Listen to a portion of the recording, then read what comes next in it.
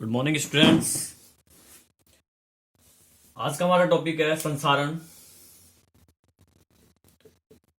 छोटी क्लासों में इसके बारे में पढ़ा होगा, थोड़ा सा डिटेल आज पढ़ेंगे हम। संसारण क्या होता है देखिए, विभिन्न प्रकार की जो धातुएं हैं वातावरण में उपस्थित नमी या विभिन्न गैसें या फिर कुछ हानिकारक या केमिकल्स, इनसे क्रिया करके धीरे धीरे खराब होने लगती हैं, धीरे धीरे उनका क्षय होने लगता है धातुओं का। इस प्रक्रिया को संसारण कहा जाता है। इसमें अगर एग्जाम्पल की बात करें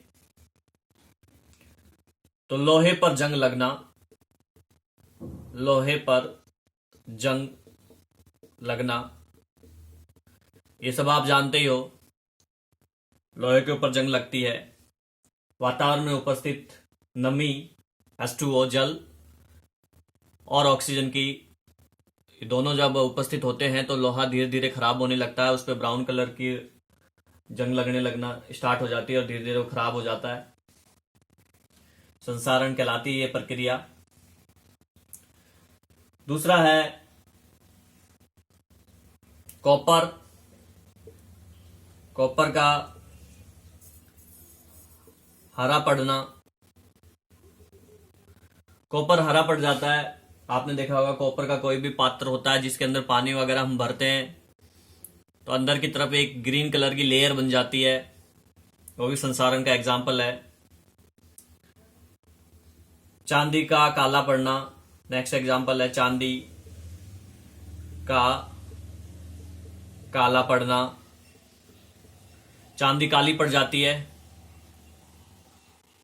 वातावरण के विभिन्न प्रकार के रासायनिक पदार्थों के क्रिया करके। तो इसी प्रक्रिया को संसारण कहते हैं। ये कुछ एग्जाम्पल मैंने आपको बताए और हम इस टॉपिक में जो मेन बात करेंगे वो करेंगे लोहे पर जंग लगने की। तो देखिए लोहे पर जंग लगने का जो प्रोसेस है वो कैसे कंप्लीट होता है। वातावरण में CO2 गैस उपस्थित होती है, आप सब जानते हैं। CO2 कार्बन डाइऑक्साइड गैस जो है नमी के साथ में H2O के साथ में क्रिया करती है जिससे एसिड बनता है H2CO3, कार्बनिक एसिड है ये।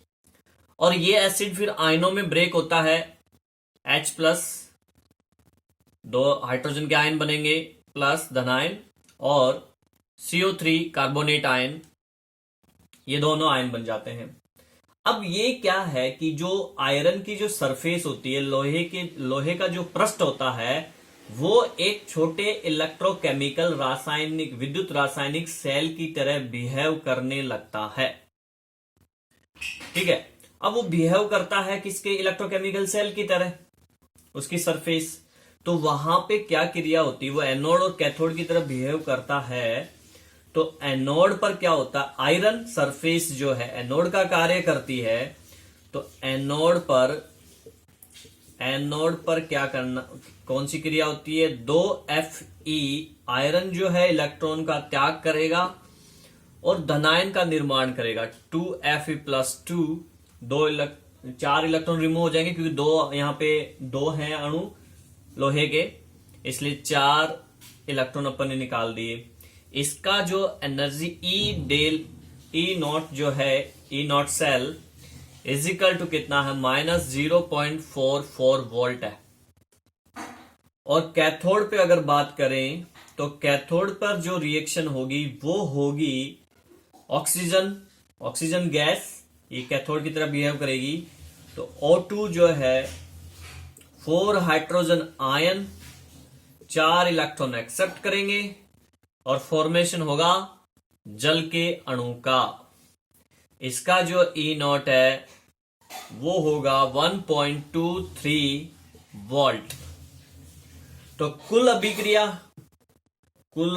आपकी हो जाएगी 2Fe+O2 plus 4 hydrogen ion, arrow उत्पाद बनेगा 2Fe+2 plus 2H2O all over cell. E0 cell क्या हो जाएगा, ये दोनों जुड़ जाएंगे, तो ये दोनों जुड़ेंगे तो क्या हो जाएगा 1.67 वोल्ट। ये कुल अभिक्रिया आ गई। ठीक है, तो ये लोहे पे जंग लगना स्टार्ट हो जाता है। यहां पे जब जंग लगती है ऑक्सीजन और जल की उपस्थिति में, तो अब ये क्या करता है, ये आयन जो है Fe+2 ऑक्सीजन और जल की उपस्थिति में जंग लगेगी, H2O 4 अणु ले लेंगे, तो बनेगा फेरिक ऑक्साइड। फेरिक ऑक्साइड मतलब Fe2O3, ये फेरिक ऑक्साइड का फॉर्मूला है, 2 अणु इसके बन गए प्लस 8 हाइड्रोजन आयन। तो ये फेरिक ऑक्साइड है, ये है फेरिक ऑक्साइड। ये फेरिक ऑक्साइड है, ठीक है ना। एक तरह से ये ही जंग है। जब इसमें जल के अणु मिल जाते हैं, जब इसका हाइड्रेशन होगा, तो Fe2O3 प्लस X जल के अणु अपन ने इसके साथ में जोड़े, हाइड्रेशन यानी जल योजन हुआ, तो ये बना Fe2O3.XH2O। जंग है ये जंग का फॉर्मूला है, ठीक है ना। तो इस प्रकार से आयरन पे जंग लग जाती है। आगे बात समझ में। अब हम बात करते हैं कि संसारण से बचाने के लिए हम क्या कर सकते हैं, धातुओं को संसारण से कैसे बचाया जा सकता है।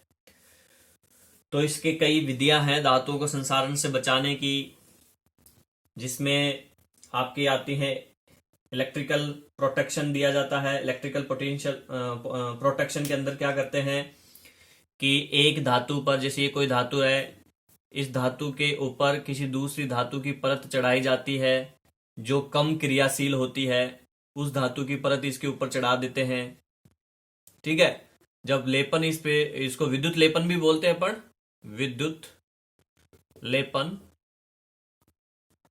तो विद्युत लेपन प्रक्रिया के अंदर एक धातु के ऊपर किसी ऐसी धातु की क्रिया परत चढ़ाई जाती है जो क्रिया नहीं करती या बहुत कम क्रियाशील है, तो उसकी परत चढ़ने के बाद में फिर वो क्रिया नहीं करेगी वो परत, और धातु जो है बच जाती है संसारण से।